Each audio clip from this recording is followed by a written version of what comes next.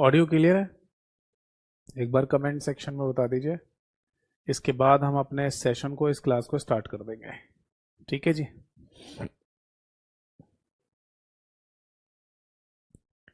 एक बार जल्दी से फटाफट कमेंट सेक्शन में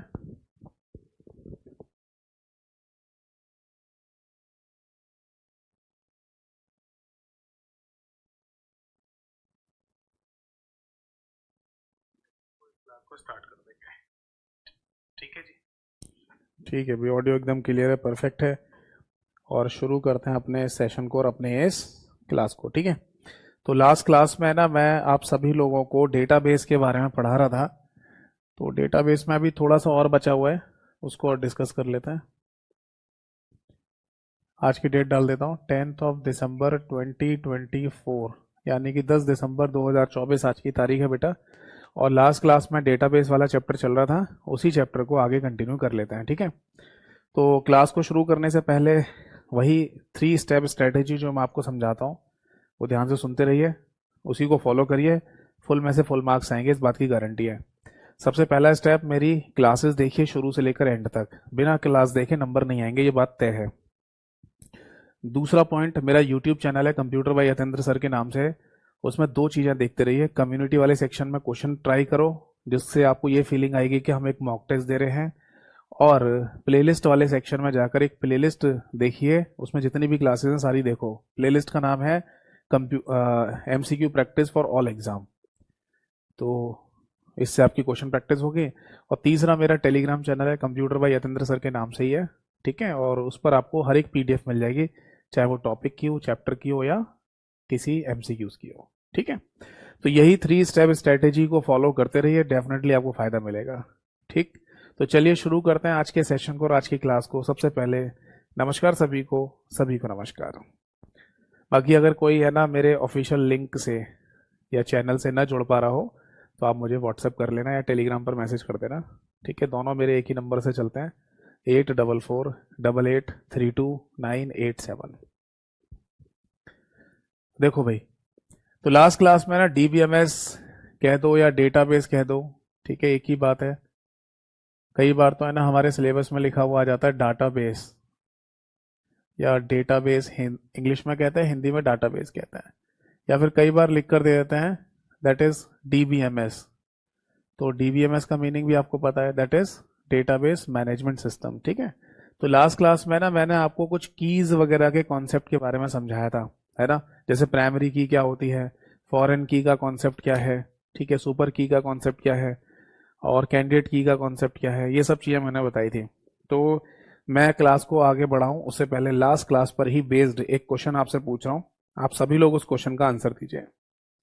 देखते हैं कितने लोग पढ़ाई कर रहे हैं, कितने लोग टाइम पास कर रहे हैं। तो क्वेश्चन मेरा ये है, लास्ट क्लास पर ही आधारित है।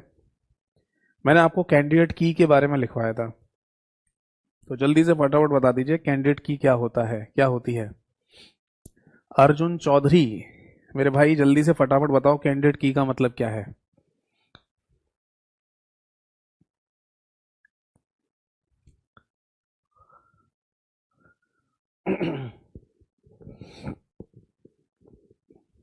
बताइए।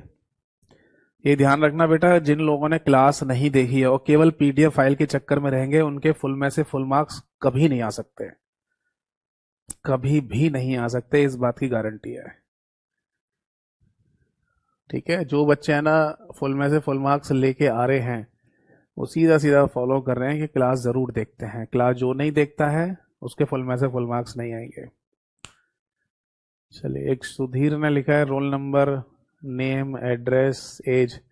बेटा मैंने ये पूछा था कि कैंडिडेट की क्या होती है, मैंने एग्जाम्पल नहीं पूछा था। ध्यान नहीं देते हो सुधीर बेटा, ध्यान दिया करो। संग्राम जी ने लिखा है ऑल कीज एक्सेप्ट प्राइमरी की। वेरी गुड, संग्राम जी ने ही सबसे सही आंसर दिया है। आंसर इज जितनी भी कीज हैं। अच्छा अच्छा, उन्होंने भी गड़बड़ कर दिया। मैंने कैंडिडेट की पूछा है और संग्राम जी ने क्या लिखा है, ऑल कीज एक्सेप्ट प्राइमरी की ना। प्राइमरी की को छोड़कर बाकी जितनी भी कीज होती हैं कैंडिडेट की में, उनको ऑल्टरनेट की कहा जाता है। समझ में आया नहीं? ओए होए, क्या चक्कर है भैया, कैसे समझ नहीं आ रहा सबको। देखो, एक बार फिर से समझा देता हूँ। मैंने आपको एक टेबल बना के दिखाई थी ना, एक बार फिर से टेबल बना देता हूँ। एक टेबल बना लो और इसमें टोटल चार है ना कॉलम बना लेते हैं। इस टेबल का नाम है मान लीजिए T1। ठीक है, तो इसमें चार कॉलम है। ये वाले कॉलम का नाम है रोल नंबर, इसका नेम, इसका एड्रेस और इसका एज, ये कॉलम के नाम है। ठीक है, तो जब भी अगर, अच्छा, ये रोल नंबर वाला जो कॉलम है इसको हमने बनाया था प्राइमरी की, क्योंकि इसी के अंदर वो कंडीशन आ सकती है ना, इसी के अंदर वो कंडीशन आ सकती है जिसमें डेटा ना तो कभी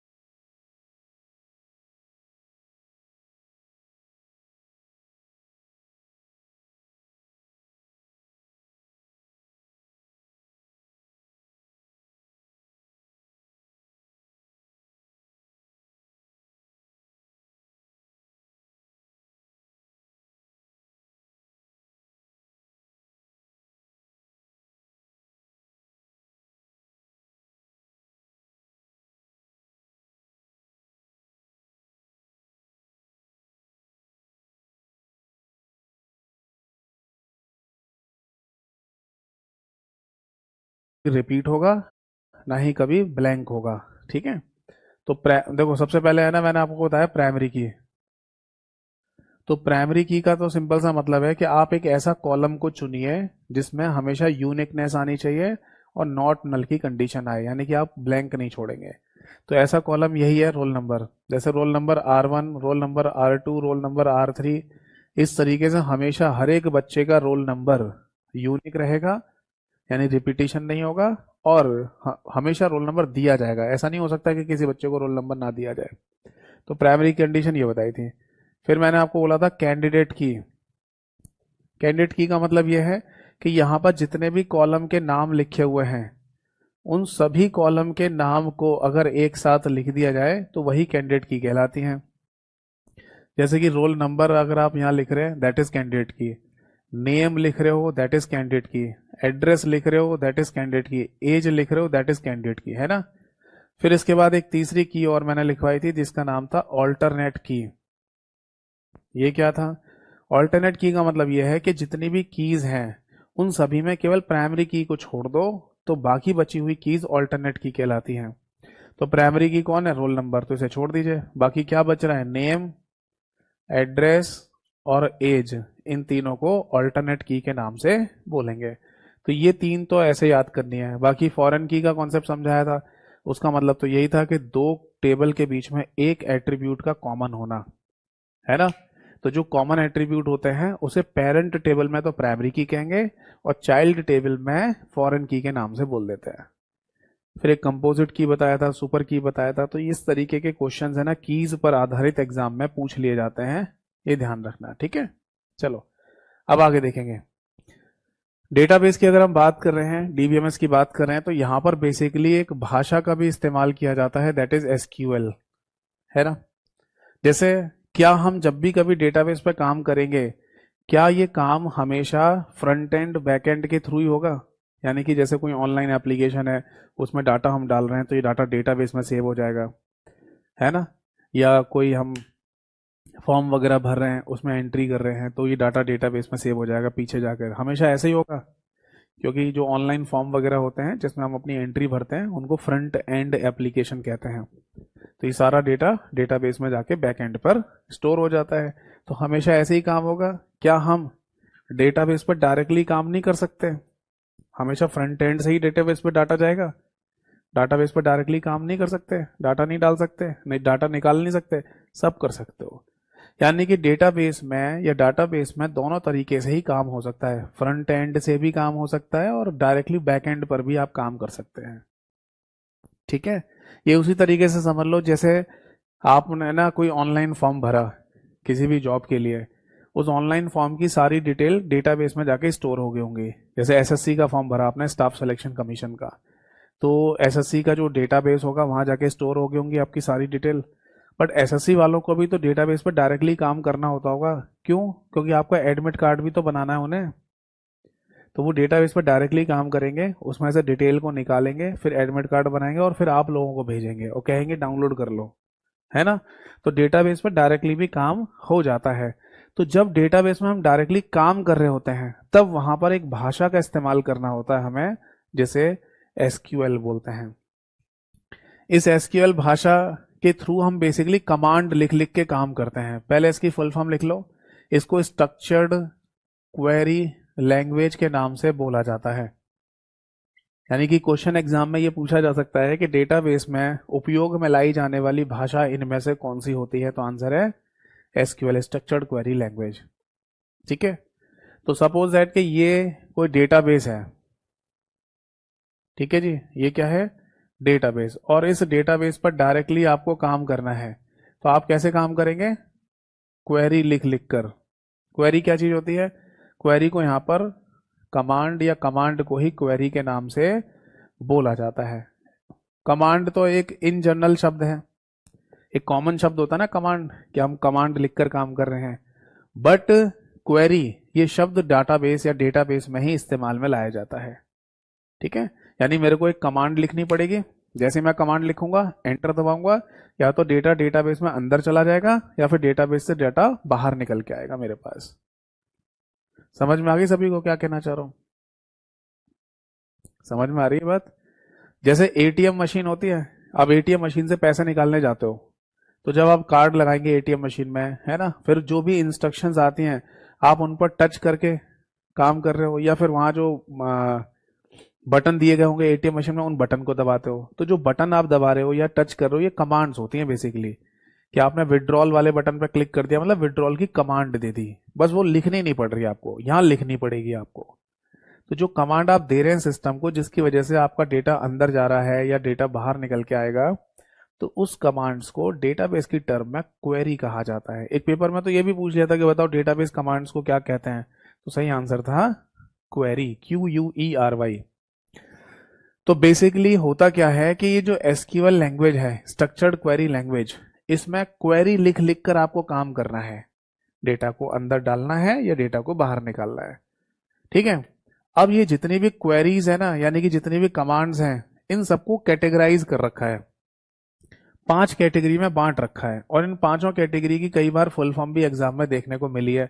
जैसे एक कैटेगरी का नाम है DDL, एक कैटेगरी का नाम है DML, एक कैटेगरी को DQL, और एक कैटेगरी को DCL, और एक कैटेगरी को TCL के नाम से बोला जाता है। यानी हम यूं कह सकते हैं कि जो एसक्यूएल लैंग्वेज है, स्ट्रक्चर्ड क्वेरी लैंग्वेज, ये इन पांचों सब लैंग्वेज का एक कंप्लीट नाम है। एसक्यूएल जो लैंग्वेज है, भाषा है, इन पांचों का कंप्लीट नाम है ये। या फिर यूं कह दीजिए कि एसक्यूएल भाषा को इन पांचों भाषा में डिवाइड किया गया है। समझ में आ गया? अब देखो जितनी भी कमांड्स होती है ना, जैसे आपको याद है जब मैंने ऑपरेटिंग सिस्टम आपको पढ़ाया था, उस समय भी बताया था कि जो कैरेक्टर यूजर इंटरफेस वाले ऑपरेटिंग सिस्टम होते हैं, CUI, जैसे कि डॉस वगैरह हो गए, तो उनमें भी आपको कमांड लिख लिख कर काम करना होता है। तो वो कमांड आपको याद होनी चाहिए। अगर कमांड याद होंगी तभी आप काम कर सकते हैं। तो हर एक काम के लिए कमांड लिखी होती है। जैसे आपको कॉपी करना है उसकी अलग कमांड है, पेस्ट करना है उसकी अलग कमांड है, आपको डिलीट करना है उसकी अलग कमांड है, आपको किसी चीज का नाम रीनेम करना है उसकी अलग कमांड है। तो इस तरीके से कमांड्स याद होनी चाहिए आपको, ठीक है। तो वो अलग अलग कमांड्स है ना, इन्हीं के अंदर होती हैं। अब क्या कमांड्स पर बेस्ड क्वेश्चन देखने को मिलता है? देखो, अगर आप basic fundamental point of view से डेटाबेस को पढ़ना चाहते हैं तो वो कमांड्स नहीं पूछ रहे। मैंने कोई पेपर नहीं देखा जिसमें बेसिक फंडामेंटल पूछा जाना हो डेटाबेस का, तो उसमें कमांड के भी क्वेश्चन आए हो, मैं नहीं देख रहा कहीं पर भी। तो उन कमांड्स को याद करने से फिर फायदा भी नहीं है। तो इससे बेहतर यह है कि इन जो लैंग्वेज हैं इनकी फुल फॉर्म याद कर लेना बस, ठीक है। लिख लो, इसको बोलते हैं बेटा data definition language. Data definition language, ठीक है। डीएमएल को कहा जाता है data manipulation language. Manipulation language, ठीक है। इसके बाद डीक्यूएल को बोला जाता है डेटा क्वेरी लैंग्वेज।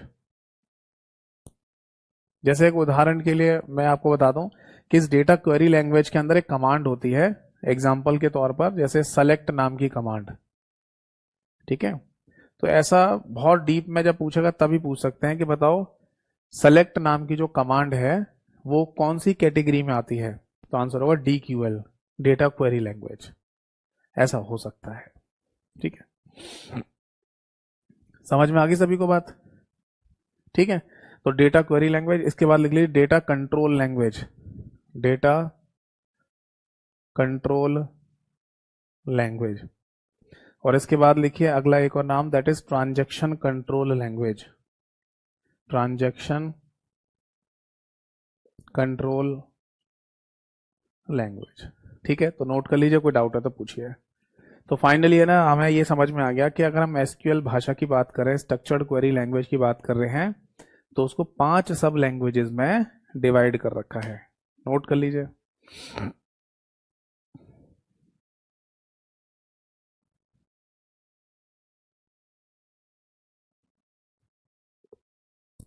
तो यहां पर है ना, हमें 2-3 बातें तो पता चली गई। पहली बात तो ये पता चल गई कि डेटाबेस पर डायरेक्टली भी काम हो सकता है। जरूरी नहीं है कि किसी ऑनलाइन फॉर्म के जरिए या किसी वेबसाइट के थ्रू ही डेटाबेस में डेटा स्टोर कराया जाए या निकाला जाए। हम डायरेक्टली भी डेटाबेस पे काम कर सकते हैं। और अगर डायरेक्टली डेटाबेस पे हमें काम करना है तो कमांड्स एंड क्वेरी के थ्रू ये काम किया जाएगा, जिसमें एसक्यूएल भाषा की कमांड्स का इस्तेमाल किया जाता है, ठीक है। नोट कर लिया सभी ने? अब आगे देखिए, इसके बाद है ना नेक्स्ट पॉइंट आएगा यहां पर, डेटाबेस के टाइप। देखो, अभी बीते कुछ समय पहले एक पेपर हुआ था जहां ये क्वेश्चन पूछा गया कि इनमें से डीबीएमएस का कौन सा टाइप नहीं होता है। और हरियाणा स्टेट गवर्नमेंट का कुछ समय पहले एक पेपर हुआ था जहां ये पूछा गया कि इनमें से कौन सा डीबीएमएस यानी कि डेटाबेस मैनेजमेंट सिस्टम का कौन सा प्रकार व्यापक रूप से सबसे ज्यादा इस्तेमाल किया जाता है। व्यापक रूप से मतलब सभी जगह कौन सा डीबीएमएस इस्तेमाल में लाया जाता है, ठीक है। तो ये पॉइंट मैं यहां पर भी नोट कर देता हूं, जो कि हरियाणा स्टेट गवर्नमेंट एग्जाम में पूछा गया है। यानी कि मोस्ट कॉमनली यूज्ड, ऐसे लिख लो, मोस्ट कॉमनली यूज्ड डीबीएमएस, ये क्वेश्चन था। यानी कि व्यापक रूप से उपयोगी डीबीएमएस, ठीक है, ये क्वेश्चन है। अब इस क्वेश्चन का जो सही आंसर है वो अभी मैं आपको बताऊंगा। पहले मैं यहां पर वो सभी नाम लिख दूं, है ना। तो डीबीएमएस के टाइप की जब बात होती है बेटा, तो 3 नाम आते हैं हमारे सामने। सबसे पहला नाम आता है आरडीबीएमएस, जिसमें आर का मतलब होता है बेटा रिलेशनल, ठीक है। अब रिलेशनल का मीनिंग क्या है? देखो, रिलेशनल का मतलब होता है टेबल्स को रिलेशन में जोड़ना।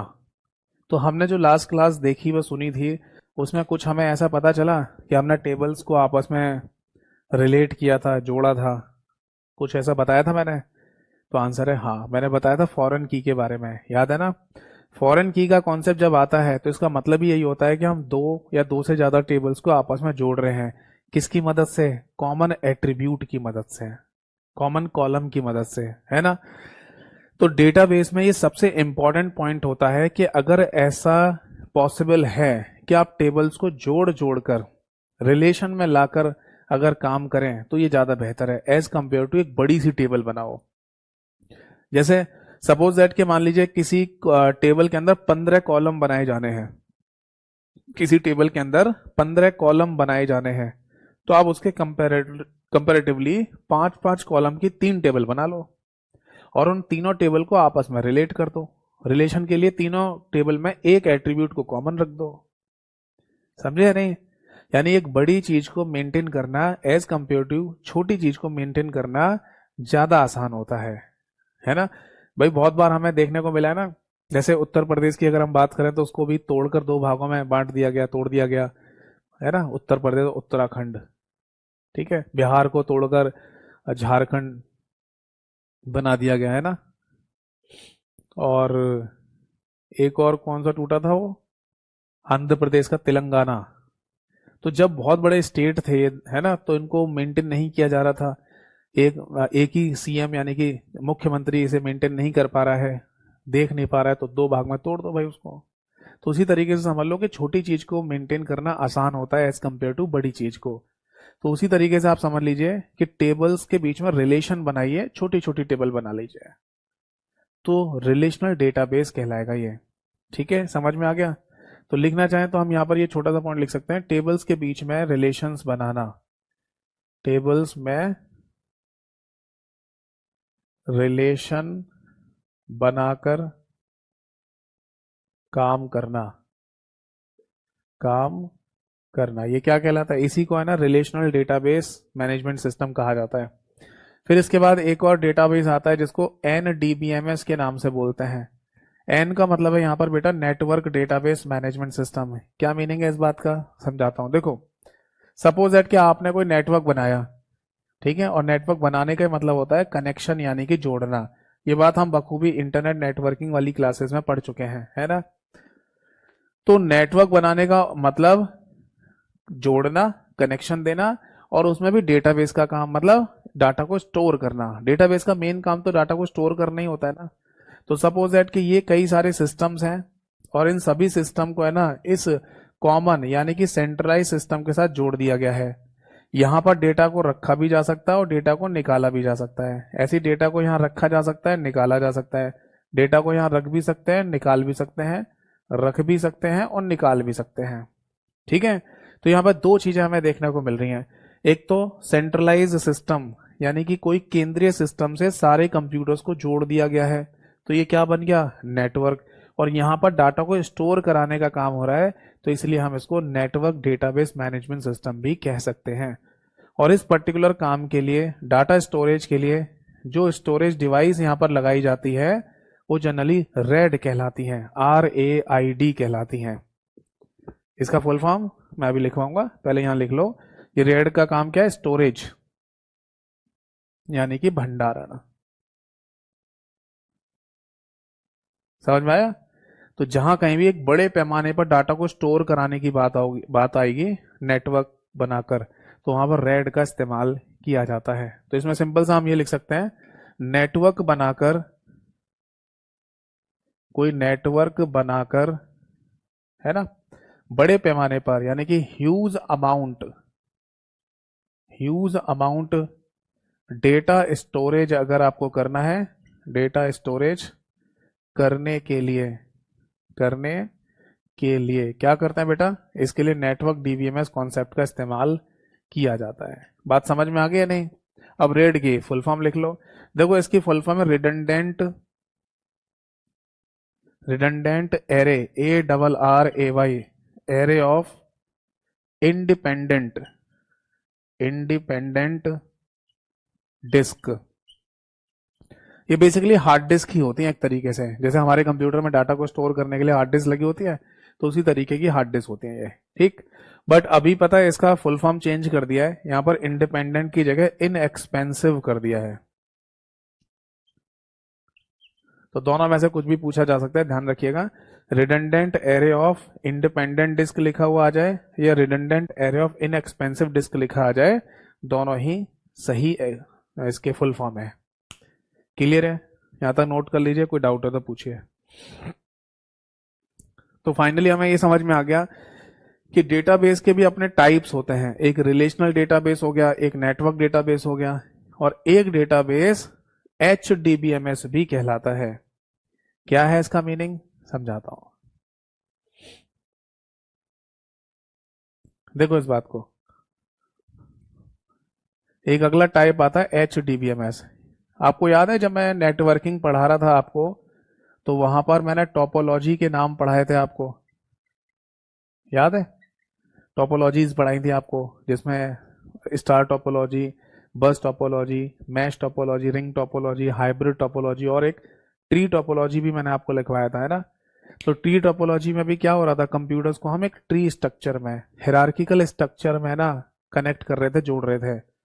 बस सेम चीज यहीं पर भी है, यहाँ पर डाटा को स्टोर करने की बात होगी, बस स्ट्रक्चर वही है, संरचना वही होगी। जैसे अगर कोई सिस्टम है ए, उससे ना दो सिस्टम को जोड़ दिया जाए, ठीक है, फिर इससे भी दो और सिस्टम को जोड़ दिया जाए, फिर इससे भी दो और सिस्टम को जोड़ दिया जाए, और इसी तरीके से ये चेन आगे बढ़ाते चले जाएं। तो इस बात को हम ऐसे समझेंगे कि इन दोनों कंप्यूटर में जो भी डाटा है उसे स्टोर कराना है तो यहाँ स्टोर करा दो, इन दोनों कंप्यूटर में कोई डाटा है तो उसे यहाँ स्टोर करा दो, और फिर इन दोनों का डाटा यहाँ स्टोर करा दो। तो ये कहलाएगा एक hierarchical structure, hierarchical database structure. इस बात को आप ऐसे समझ लीजिए कि एक प्रैक्टिकल एग्जांपल ही समझाता हूं, कि हमारे शहर में जितनी भी बैंक की ब्रांचेस होती है ना, जहां पर कस्टमर डील होती है, मतलब कस्टमर जाते हैं पैसा निकालने के लिए, पैसा जमा करने के लिए, उन्हें लोकल ब्रांचेस कहा जाता है, ठीक है, बैंक की लोकल ब्रांच। और मैं समझ रहा हूँ ऐसी है ना, पूरे किसी भी शहर में 100 ब्रांच होती होंगी मेरे हिसाब से, है ना? तो अगर ये मान लीजिए 100 ब्रांचेस हैं, तो उन सभी ब्रांचेस का अगर कोई डेटा है, तो उसे इनसे ऊपर होते हैं एरिया ऑफिस, वहां रखाया जाता है, या वहां देख रेख होती है जहां पर कस्टमर डील नहीं होती है।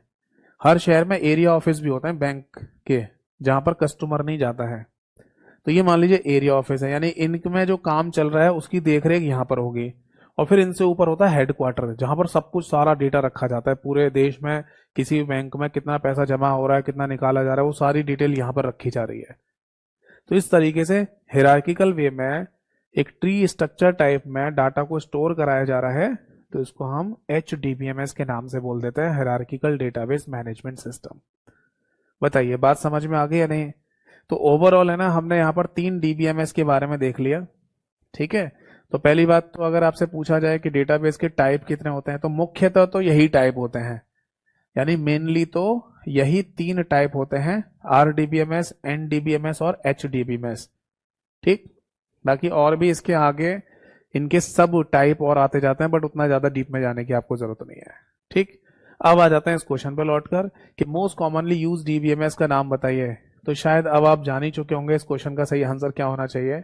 Answer is RDBMS, DBMS। Clear है?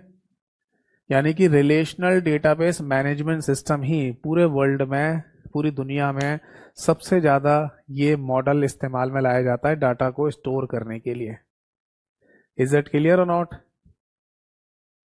तो इसे नोट कर लीजिए, कोई डाउट है तो पूछ लीजिए। मतलब कोशिश ये की जाती है किसी भी जगह पर जहां डेटाबेस का काम चल रहा हो, कोशिश ये करते हैं कि वहां मतलब टेबल, छोटी छोटी टेबल बनाई जाए और उनके बीच में आपस में रिलेशन बना दिया जाए। क्लियर है? चलो, तो फाइनली टाइप्स डीबीएमएस के ये भी हमें पता चल गए, लैंग्वेज कौन सी यूज होती है ये भी हमें पता चल गई। और अब हम आगे बढ़ेंगे, और डीबीएमएस में नेक्स्ट पॉइंट आता है, दैट इज ER डायग्राम, इसको समझते हैं, ठीक है।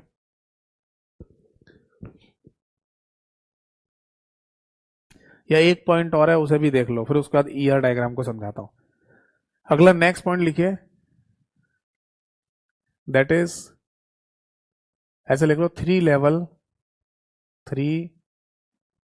Level schema, SCHEMA, 3 level schema, या फिर इसको है ना 3 लेवल आर्किटेक्चर भी बोल देते हैं, 3 level architecture, level architecture. Architecture को हिंदी में क्या कहते हैं? संरचना बोलते हैं ना। और स्कीमा का मतलब क्या होता है ये भी मैंने आपको पहले ही बताया था, जब डेटाबेस के सबसे शुरुआत में जो इंपॉर्टेंट टर्म्स लिखवाए थे वहां पर भी मैंने बताया था आपको कि बेसिकली डेटाबेस में ओवरऑल डिजाइन को या ओवरऑल स्ट्रक्चर को है ना स्कीमा के नाम से बोला जाता है, SCHEMA। यानी अगर पेपर में क्वेश्चन आ जाए कि ओवरऑल डिजाइन और स्ट्रक्चर ऑफ डेटाबेस को क्या कहते हैं तो आंसर होगा स्कीमा। ठीक है, अब इसके 3 लेवल होते हैं। इनका नाम क्या है मैं समझाता हूं। देखो, अगर मान लीजिए आप कहीं डेटाबेस बनाने जा रहे हो, ठीक, यानी आपको डेटा को स्टोर कराना है, तो आप है ना 3 बातों का ध्यान रखेंगे। सबसे पहला पॉइंट होता है कि आप ये देखेंगे कि डेटा हमारा किस तरीके का है, किस तरीके का डेटा है, कैसा डेटा है, ये बात है ना सबसे पहले हमारे दिमाग में आनी चाहिए। ठीक है, यानी कि हमें पता होना चाहिए कि हम किस तरीके का डेटा, किस प्रकार का डेटा अपने पास स्टोर करके रख रहे हैं या स्टोर करेंगे। ठीक है, दूसरा पॉइंट ये आना चाहिए, जैसे पहला पहला पॉइंट ये होना चाहिए मेरे हिसाब से है ना, मतलब डेटाबेस की टर्म में कि डेटा क्या है ना, डेटा की डेफिनेशन क्या है ये होना चाहिए। फिर डेटा किस तरीके का है ये पता होना चाहिए, और फिर लास्ट में ये आना चाहिए कि डेटा हमारा स्टोर कहाँ होगा। ये है इसका बेसिकली मतलब। यानी कि अगर हम डेटा को स्टोर करने जा रहे हैं कहीं पर, तो 3 पॉइंट है ना हमारे होने चाहिए जिस पर हमें एग्जैक्टली पता चल जाए कि डेटा किस तरीके का है, किस प्रकार का डेटा है हमारा। समझ में आ गया सभी को?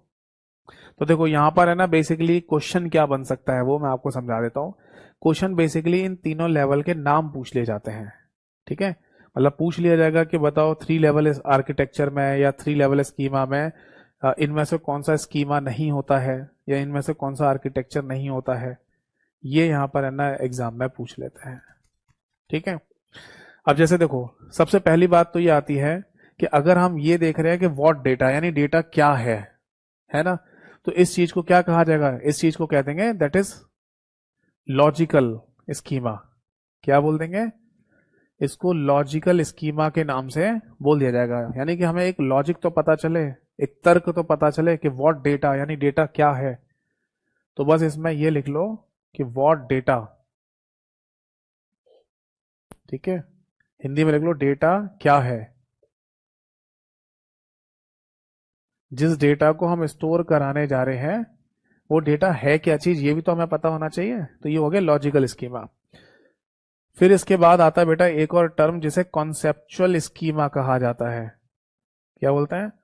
Conceptual schema. इसका मीनिंग क्या है? इसका मतलब व्हाट काइंड ऑफ डेटा, यानी किस प्रकार का डेटा है। What kind of data. ठीक है, अभी एग्जांपल से भी समझा दूंगा आपको किस प्रकार का डेटा है या डाटा है। ठीक है, तो ये आ गया दूसरा पॉइंट। और तीसरा पॉइंट आता है that is physical schema. Physical schema, schema का मतलब डिजाइन, स्ट्रक्चर, संरचना। तो ये फिजिकल स्कीमा में ये आ जाता है कि डेटा को हम कहां स्टोर करेंगे, है ना। तो where data stored, where data stored, यानी डेटा कहां स्टोर्ड होगा, कहां भंडार किया जाएगा, मतलब कहां पर है ना डेटा को स्टोर करेंगे। ये बात भी एक इंपॉर्टेंट बात होती है, टर्म होती है डेटाबेस के केस में। समझ में आ गई बात?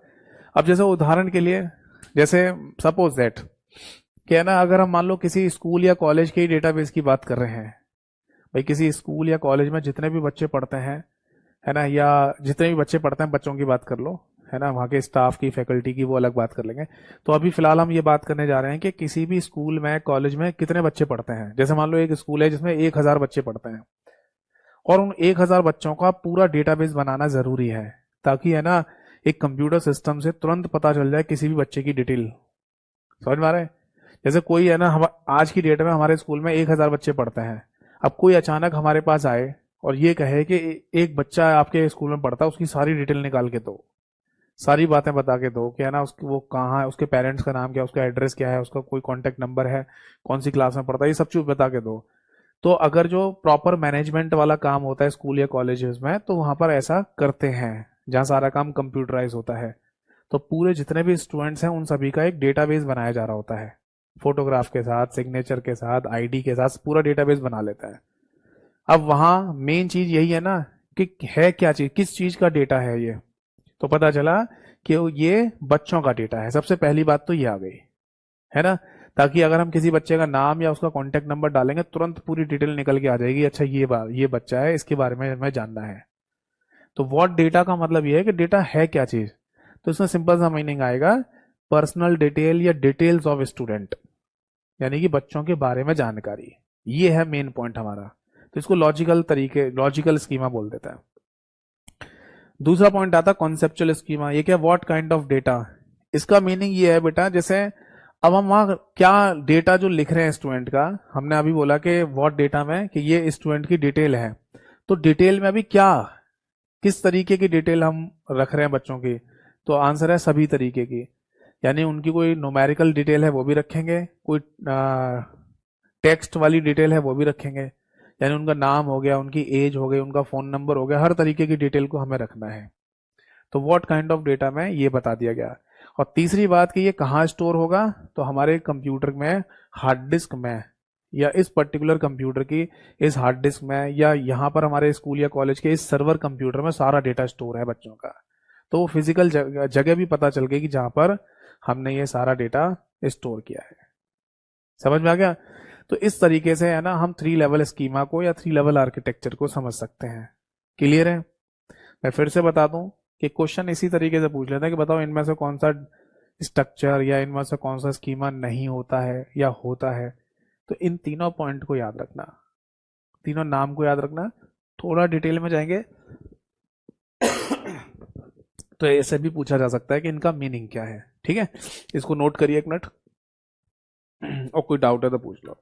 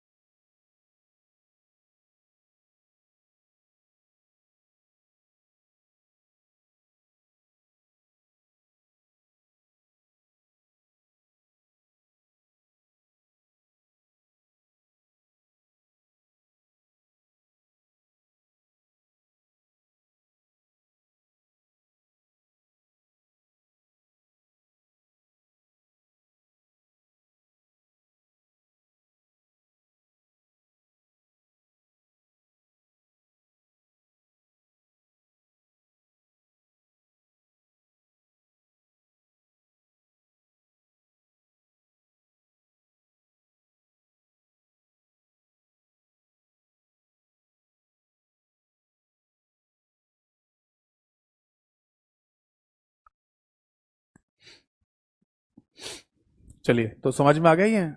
तो इसको है ना बेसिकली हम क्या बोल देते हैं, 3 लेवल स्कीमा के नाम से बोल देते हैं।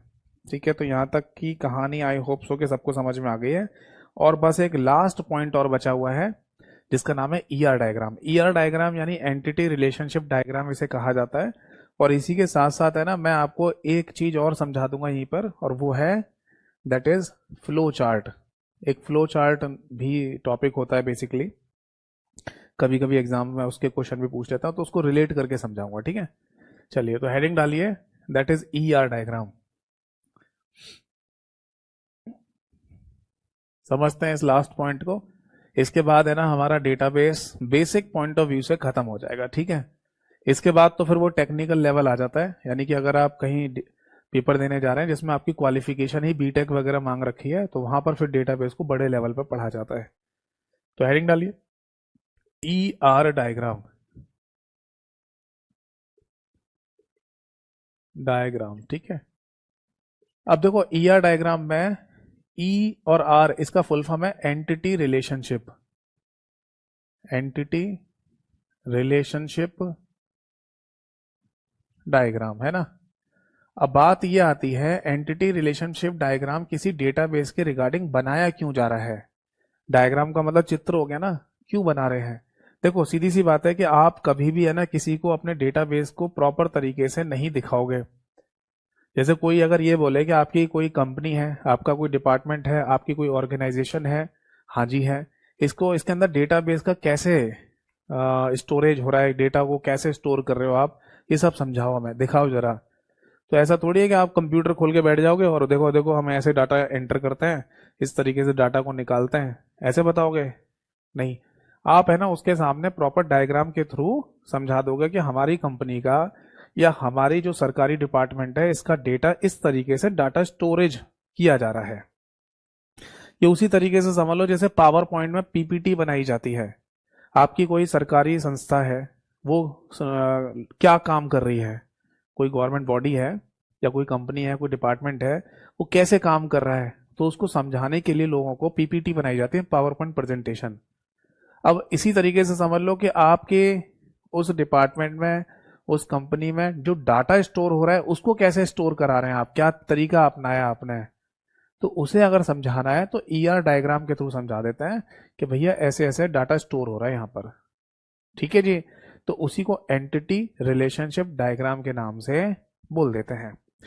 बट मैं एंटिटी रिलेशनशिप डायग्राम को समझाऊं उससे पहले एक छोटा सा पॉइंट है, इसको भी समझ लेते हैं, जिसको फ्लो चार्ट कहते हैं। इस फ्लो चार्ट को अगर आप समझेंगे तो को रिलेट कर पाएंगे। ठीक है, को रिलेट का मतलब कि इससे इसको समझने में आसानी होगी। क्या बोलते हैं इसको? Flow chart. कई सारे है ना जो एग्जाम होते हैं उनमें लिखा भी आ जाता है कि फ्लो चार्ट के बारे में पढ़ के आइए। ठीक है, देखो कंप्यूटर में है ना किसी भी प्रॉब्लम के सोल्यूशन के लिए हम क्या लिखते हैं, क्या बनाते हैं, तो इसका सिंपल सा आंसर है प्रोग्राम लिखते हैं या प्रोग्राम बनाते हैं। जैसे उदाहरण के लिए अभी आप है ना कैरियल एप्लीकेशन पे पढ़ाई कर रहे हो, तो ये जो कैरियल एप्लीकेशन है जिससे आप हमारी क्लासेस को देख रहे हैं, इस कैरियल एप्लीकेशन को भी बनाने के लिए क्या बनाया गया होगा, क्या लिखा गया होगा? प्रोग्राम। तो उन प्रोग्राम को लिख लिख कर है ना ये पूरी एप्लीकेशन डेवलप हुई है और इसके थ्रू आप हमारी क्लास देख पा रहे हैं। तो आपका कोई पर्पस सॉल्व हो रहा है इससे? हाँ, एजुकेशन यानी शिक्षा से संबंधित अगर आपको कुछ भी चीज चाहिए तो कैरियर एप्लीकेशन पे मिल जाएगी। यस और नो? क्लासेस चाहिए यहाँ पर मिल जाएंगे आपको। समझ रहे नहीं?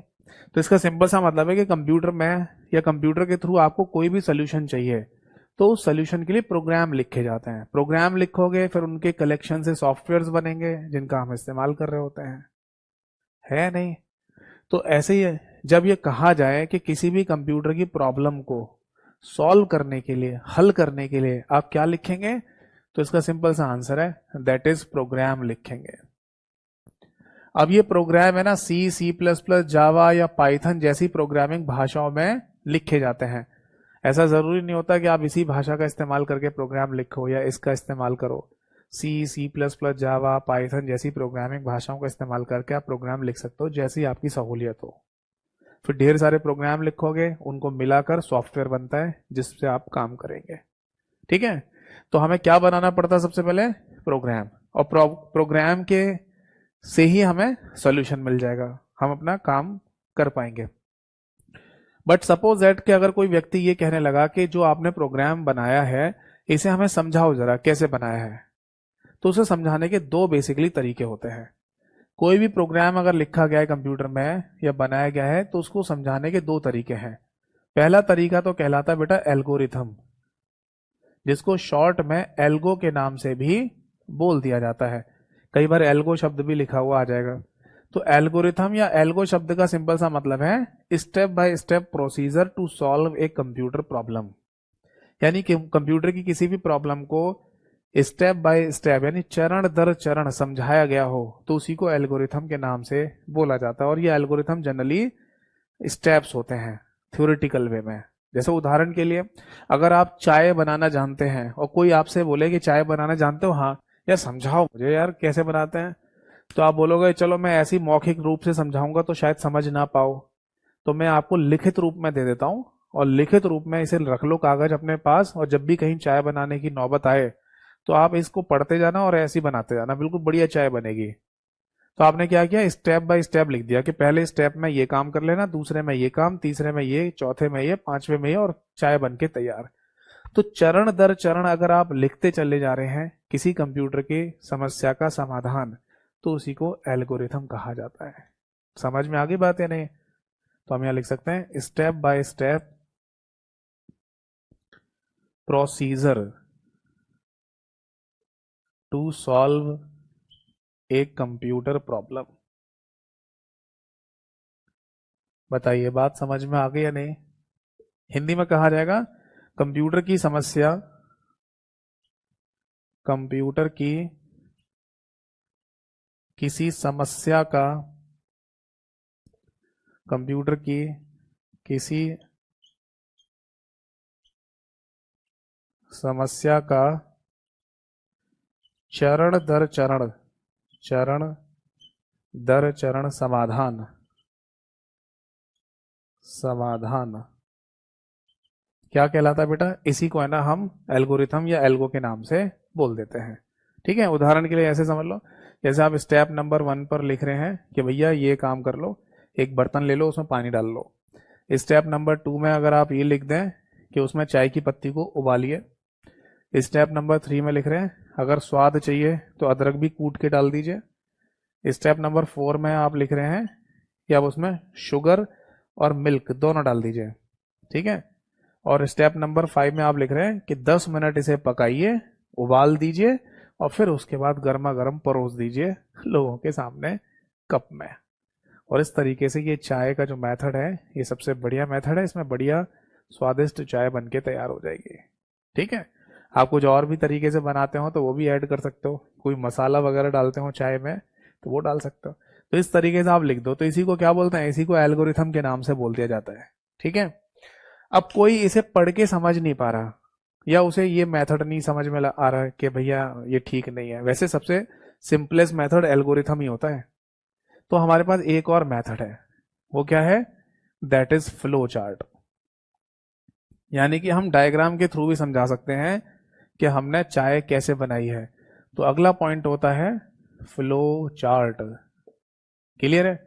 तो एक बात हमें समझ में आ गई कि किसी भी कंप्यूटर की प्रॉब्लम के लिए, समाधान के लिए हम क्या लिखते हैं? प्रोग्राम लिखते हैं। और उस प्रोग्राम को लोगों को समझाने के लिए दो चीजें हैं, एल्गोरिथम और फ्लो चार्ट। अब इस फ्लो चार्ट में बेसिकली सिंबल्स, डायग्राम वगैरह का इस्तेमाल करते हैं जिसके थ्रू समझाया जाता है कि कोई भी प्रॉब्लम कैसे सॉल्व हो रही है। समझ में आ रहा है? अब वो सिंबल की शेप क्या है और उनको किस लिए इस्तेमाल करते हैं, बस ये है यहाँ पर इंपॉर्टेंट मैटर। ठीक है, जैसे उदाहरण के लिए फ्लो चार्ट में ना ये वाला सिंबल इस्तेमाल में लाया जाता है। ये कौन सा सिंबल है? इस सिंबल को बेसिकली कहते हैं ओवल, या तो कह दो ओवल, या फिर एक नाम और भी दे सकते हैं, दैट इज इलिप्स, ये भी बोल सकते हो, अंडाकार जिसे कहा जाता है। तो ये बेसिकली शेप फ्लो चार्ट में किसी भी प्रॉब्लम को स्टार्ट या फिर एंड दिखाने के लिए इस्तेमाल में लाई जाती है। जैसे आप है ना कोई भी प्रॉब्लम शुरू कर रहे हैं तो ऐसे अंडाकार ये शेप बनाकर यहां लिखेंगे स्टार्ट, और जब ये खत्म होगी तो यहां लिख देते हैं इसके अंदर एंड।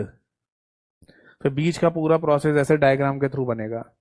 तो बस ऐसे ही पूछेंगे एग्जाम में कि बताओ किसी भी प्रॉब्लम को स्टार्ट करने के लिए या फिर एंड करने के लिए कौन सा सिंबल इस्तेमाल में लाया जाता है फ्लो चार्ट में? तो आंसर हो जाएगा ओवल सिंबल या इलिप्स सिंबल, या हिंदी में इसे अंडाकार कहा जाता है। ठीक है, इसके बाद अगला सिंबल आता है दैट इज रेक्टेंगल। इसको क्या बोलते हैं? रेक्टेंगल। हिंदी में इसे आयताकार कहा जाता है, आयत। तो इसको ये प्रोसेसिंग दिखाने के लिए, यानी प्रोसेसिंग लिख लो या प्रोसेस लिख लो, दोनों में से कुछ भी पूछ लेते हैं, कि चल क्या रहा है, आप कर क्या रहे हो, ये दिखाने के लिए आयताकार यानी कि रेक्टेंगल सिंबल का इस्तेमाल करते हैं। इसके बाद एक सिंबल और बना लीजिए, ये इसको बोलते हैं बेसिकली पैरालेलोग्राम। पहला पैरालेलोग्राम। ठीक है, यानी कि ये वो चतुर्भुज है जिसके आमने सामने की भुजाएं बराबर होती हैं, ये इसके बराबर है, ये इसके बराबर है, तो इसे पैरालेलोग्राम के नाम से बोला जाता है। तो ये सिंबल इस्तेमाल किया जाता है फ्लो चार्ट में इनपुट या फिर डेटा को दिखाने के लिए। जैसे चाय बनाते समय इनपुट या डेटा क्या था? जैसे चाय की पत्ती, शुगर, अदरक यानी जिंजर, और दूध यानी मिल्क। चाय बनाने के लिए मुख्यतः यही 4 चीजें होती हैं। तो ये इनपुट है हमारा, ठीक है, या डेटा है जिसका हम इस्तेमाल कर रहे हैं। और एक सिंबल और यहाँ पर जो इंपॉर्टेंट है, जो अक्सर रिपीट भी हुआ है, ये है डायमंड सिंबल।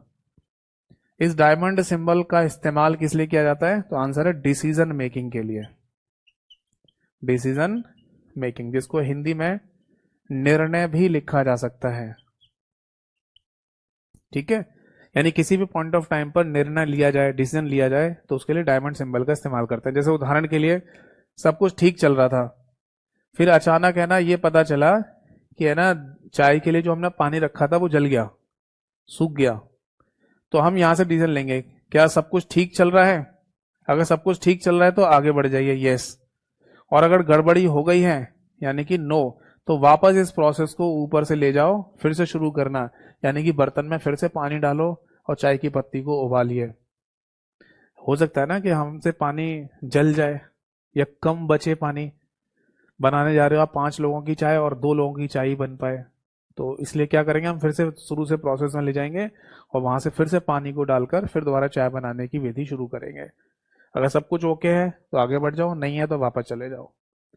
तो यहां से क्या लिया हमने? निर्णय लिया, यस और नो का। तो इसके लिए डायमंड सिंबल का इस्तेमाल किया जाता है। बताओ, बात समझ में आ गई या नहीं? इज दैट क्लियर और नॉट? ठीक है, तो मुख्यतः फ्लो चार्ट में यही 4 सिंबल होते हैं जिनके अक्सर एग्जाम में हमें क्वेश्चन देखने को मिलते हैं। तो नोट कर लीजिए इसको। स्टार्ट एंड के लिए ओवल या एलिप्स, प्रोसेसिंग दिखाने के लिए रेक्टेंगल, और इनपुट और डाटा के लिए पैरेललोग्राम, और डिसीजन मेकिंग के लिए डायमंड सिंबल का इस्तेमाल किया जाता है। तो इसी तरीके से अगर आप डेटाबेस में क्या हो रहा है, आप डेटा को कैसे स्टोर कर रहे हैं, इन सभी चीजों को दिखाने के लिए हम यूज करते हैं that is ER diagram, entity relationship diagram. ठीक है, तो रब कर दूं इसको। चलो, तो फाइनली है ना इसी तरीके के सिंबल्स का हम यहाँ पर इस्तेमाल करेंगे और देखते हैं वो कौन कौन से सिंबल यहाँ यूज किए जा रहे हैं और उनको क्या कहा जाता है डेटाबेस में। जैसे सबसे पहले ना हम यहाँ पर यही ओवल वाला सिंबल इस्तेमाल करेंगे। ठीक है, ये क्या है? इसको भी यहाँ पर ओवल कहा जाता है या फिर एलिप्स कहा जाता है, जिसको हिंदी में अंडाकार कहते हैं। ठीक है, इसको है ना बेसिकली एट्रीब्यूट कहा जाता है यहाँ पर डेटाबेस में। ठीक है, अब ये एट्रीब्यूट क्या होता है ये आपको पता ही है। डेटाबेस में एट्रीब्यूट कॉलम को कहा जाता है। तो बेसिकली जो कॉलम का नाम होगा ना वो इनके अंदर लिख देते हैं। जैसे किसी कॉलम का नाम है रोल नंबर, तो रोल नंबर इसके अंदर लिख देंगे। ठीक है, अब एक और सिंबल है ना यूज होगा यहाँ पर, इसको बोलते हैं ओवल इनसाइड ओवल, या इसको डबल लाइंड ओवल भी कह दिया जाता है। डबल लाइंड ओवल या एलिप्स कह दो। इसका मतलब है कि ओवल के अंदर ओवल, एक ओवल है और उसके अंदर ओवल बना दिया जाए तो उसको डबल लाइंड ओवल या फिर इसको ओवल इनसाइड ओवल भी कह सकते हैं। तो इसका मीनिंग होता है multi valued attribute. Multi valued attribute. अब ये मल्टी वैल्यूड एट्रीब्यूट का मतलब क्या है बेटा?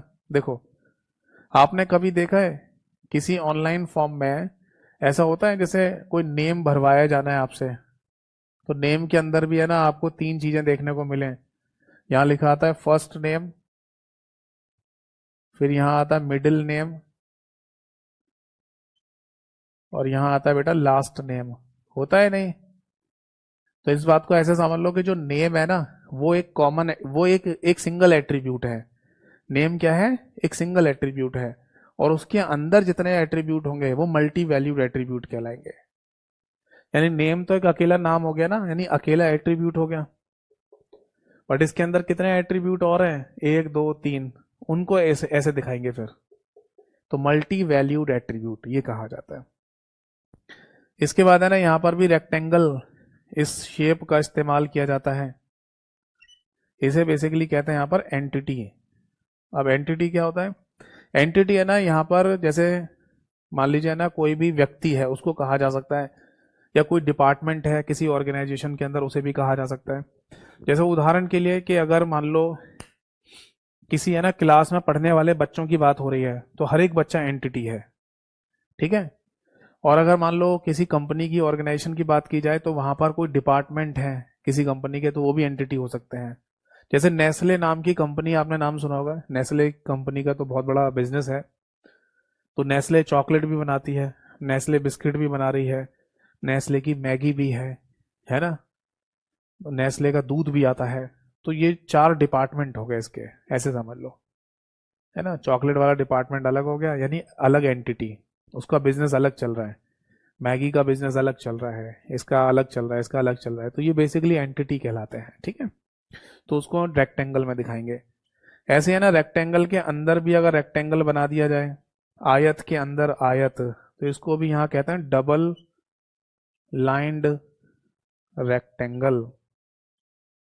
इसका क्या मीनिंग है? यानी इसे बोलते हैं basically weak entity, weak entity. अब आप बोलेंगे कि सर यहाँ पर तो आपने मल्टी वैल्यूड शब्द लिखवाया था, यहाँ पर वीक लिखवा रहे हो। हाँ, तो यहाँ पर अलग शब्द का इस्तेमाल करते हैं। तो वीक का मतलब क्या है यहाँ पर? जैसे अभी मैंने नेस्ले कंपनी का एग्जांपल आपको दिया कि नेस्ले कंपनी के 4 डिपार्टमेंट है, तो हम उनको 4 एंटिटी कहेंगे। दूध अलग बनाती है वो, चॉकलेट अलग बनाती है, बिस्किट अलग बनाती है, मैगी अलग बना रही है, मान लो नूडल्स बना रही है, ठीक है।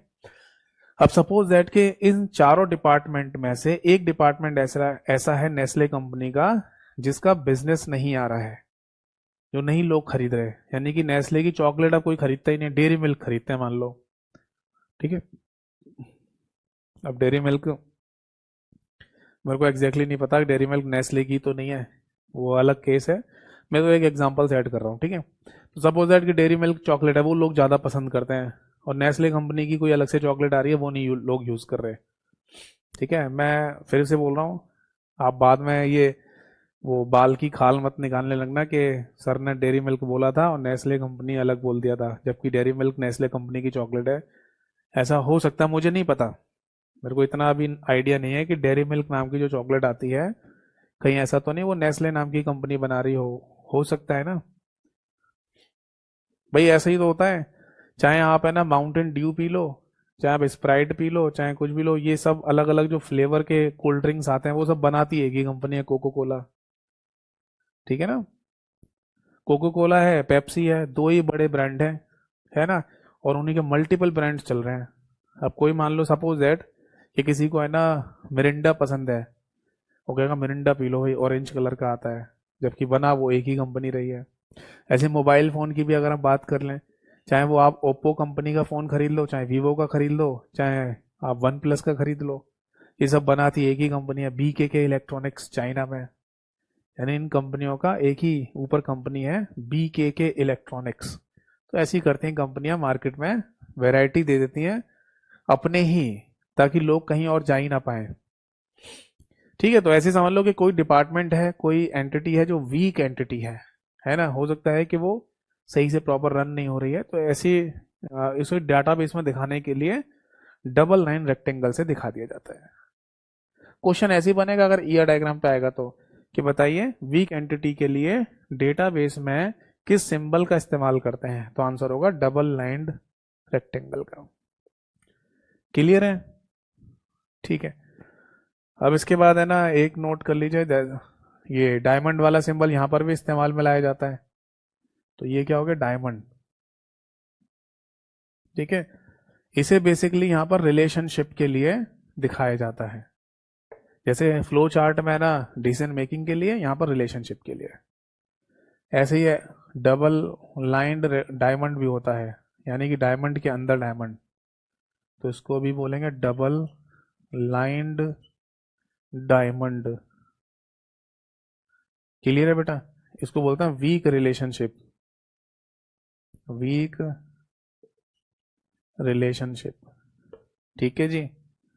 और एक सिंबल और लिख लो चाहो तो, ऐसे बना लो, एक कंटेनर टाइप का, डब्बा टाइप का, इसको बेसिकली सिलेंडर बोलते हैं, सिलेंडर टाइप बोला जाएगा। और ये इसमें दर्शाया जाता है डेटाबेस। मतलब अगर डेटाबेस को चित्र के रूप में दर्शाना है तो एक सिलेंडर जैसा दिखा देंगे। समझ में आ गई बात? ठीक है। लाइन भी लिख सकते हो, ये लाइन हो गई यानी रेखा, और इसको है ना लिंक के लिए, लिंक्स दिखाने के लिए लाइन का इस्तेमाल करता है। तो ये कुछ है ना सिंबल्स हैं जिनका इस्तेमाल किया जाता है डेटाबेस में। ठीक है, आप इसे नोट कर लीजिए।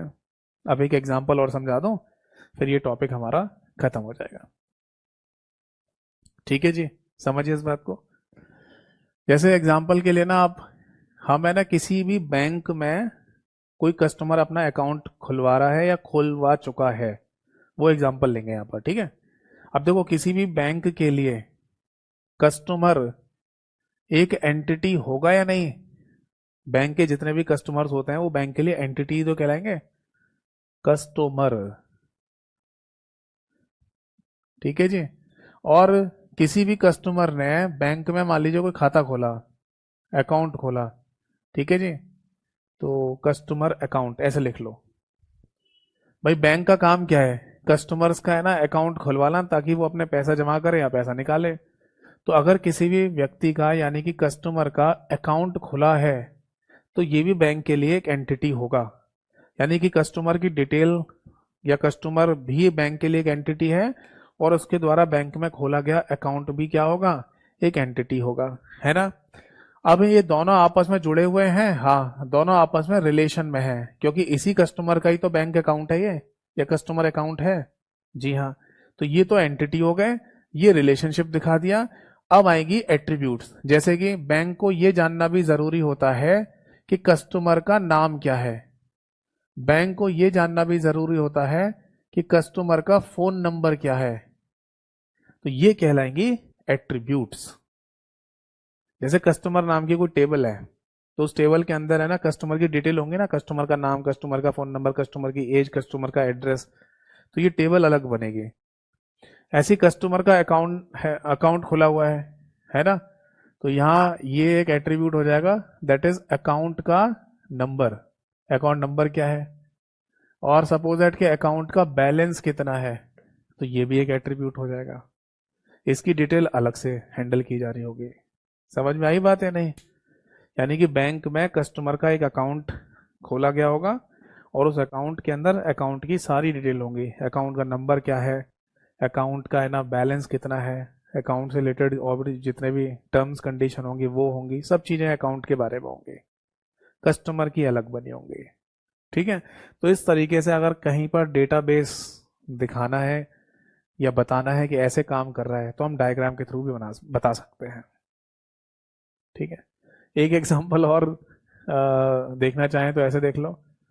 जैसे किसी फैमिली की अगर हम बात करें, तो उस फैमिली में जो हस्बैंड है वो भी एक एंटिटी होगा, और किसी फैमिली में जो वाइफ है वो भी क्या होगी, एक एंटिटी है। अब उन दोनों के बीच के रिलेशनशिप को दिखाना चाह रहे हो आप, और आपने यहाँ पर डबल लाइन डायमंड बना दिया, तो इसका क्या मतलब है। इसी डायग्राम को देखकर हम बता सकते हैं कि हस्बैंड वाइफ में बनती नहीं है, दोनों लड़ते झगड़ते रहते हैं। क्यों, क्योंकि देखो डबल लाइंड डायमंड का मतलब क्या है, वीक रिलेशनशिप, यानी कि हस्बैंड वाइफ में जो रिलेशनशिप है वो अच्छा नहीं है। बताओ जी, बात समझ में आ गई या नहीं। तो ये जो एग्जाम्पल मैंने अभी आपको बताए, ऐसे एग्जाम्पल नहीं पूछते हैं, वो तो मैंने नॉलेज के लिए केवल आपको समझा दिए हैं। पूछने वाली चीज बस यही है कि जैसे ये पूछेंगे तो पूछ लेंगे कि बताओ कौन सा सिंबल इस्तेमाल होता है, या फिर ये पूछ लेंगे कि इस सिंबल के लिए क्या यूज होता है, या ये सिंबल किसके लिए यूज होता है। तो ये चीजें ऐसी पूछ ली जाती हैं डेटाबेस के टर्म में। ठीक है भाई, तो मैं समझता हूँ कि एक फंडामेंटल लेवल पर डेटाबेस अगर कहीं पूछा जाना है तो इतना ही बहुत है। फिर तो कितना भी पढ़ते जाओ आगे ये टेक्निकल ही होता चला जाएगा। ठीक है, तो एक बार मैं रिवाइज करा दूं, और आपको भी कोई अगर डाउट है तो पूछ लेना। मैंने आपको है ना डेटाबेस के सबसे पहले बेसिक टर्मिनोलॉजी के बारे में समझा दिया। ठीक है, कि डेटाबेस एग्जैक्टली होता क्या है, डेटाबेस के अंदर कौन कौन से शब्द आते हैं जिनका हम इस्तेमाल करते हैं ज़्यादातर। उसके बाद है ना मैंने डेटाबेस की कीज वगैरह के कॉन्सेप्ट को आपको समझा दिया था, है ना, रिडंडेंसी, नॉर्मलाइजेशन और कंसिस्टेंसी, ये सब समझाया। एसिड प्रॉपर्टी के बारे में समझाया मैंने आपको।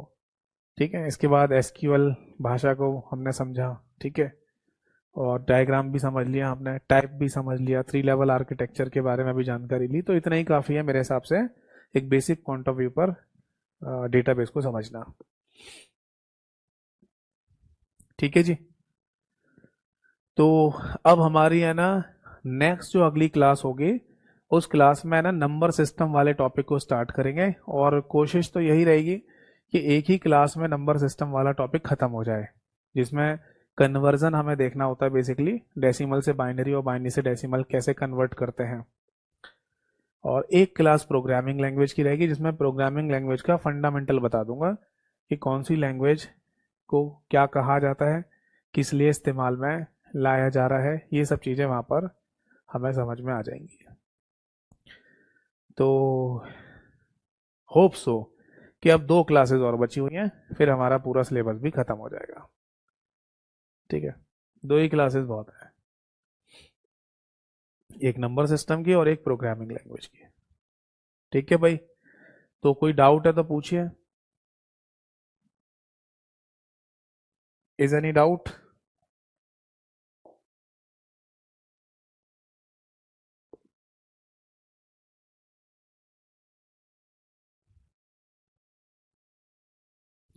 बाकी आपको बता दूं कि मेरा जो टेलीग्राम चैनल है, ठीक है, कंप्यूटर बाय यतेंद्र सर के नाम से, तो उस पर अभी रिसेंटली मैंने इंटरनेट वाले चैप्टर की लेटेस्ट पीडीएफ और एमसीक्यूज की पीडीएफ दोनों अपलोड करी थी, और अब जल्दी ही आपको, क्योंकि नेटवर्किंग वाला चैप्टर भी हमारा फिनिश हो ही गया है, खैर फिनिश तो हमारा डेटाबेस भी हो गया है, तो जल्दी ही आपको है ना अब नेटवर्किंग की और डेटाबेस की जो क्लास पीडीएफ है लेटेस्ट वाली, वैसे पहले से भी मौजूद है वहाँ पर जो लेटेस्ट वाली है वो जल्दी से जल्दी आपको बना के मैं दे दूंगा। ठीक है, और इनके एमसीक्यूज की पीडीएफ भी आपको मिल जाएंगी।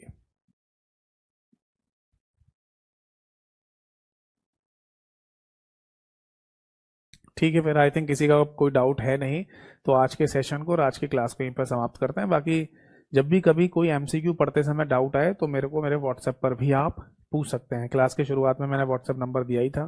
ठीक है, जितना जल्दी होगा मैं रिप्लाई करने की पूरी कोशिश करूंगा। ठीक, तो नेक्स्ट क्लास में मिलेंगे, तब तक के लिए नमस्कार सभी को, जय हिंद, वंदे मातरम।